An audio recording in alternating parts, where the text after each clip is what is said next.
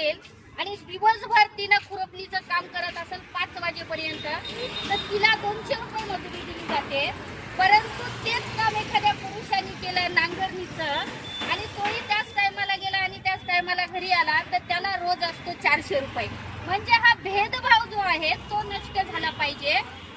ज्या दिवशी ती नष्ट होईल, ज्या दिवशी स्त्री आणि पुरुष सरकारचे धोरणं बदलतात, व्यवस्था बदलते, कागदावर निर्णय होतात, स्त्री पुरुष समानता वगैरे वगैरे, 50% आरक्षण.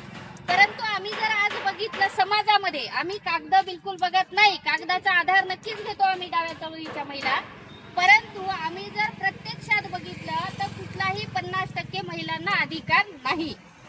आता गल्लीपासून दिल्लीपर्यंतचे प्रश्न घेतले तर वेगवेगळे, मग ते कामाच्या ठिकाणी असेल, आता जे मी शेतीचं उदाहरण दिलं, तसंच एखाद्या कंपनीमध्ये औद्योगिक क्षेत्रात सुद्धा तुम्हाला जर उदाहरण दिलं, स्त्री आणि पुरुष सेम काम करतो, परंतु महिलांना, स्त्रियांना मात्र तिथं कमी लेखलं जातं, तिच्या पगारी तिथं कमी केल्या जातात आणि पुरुषांना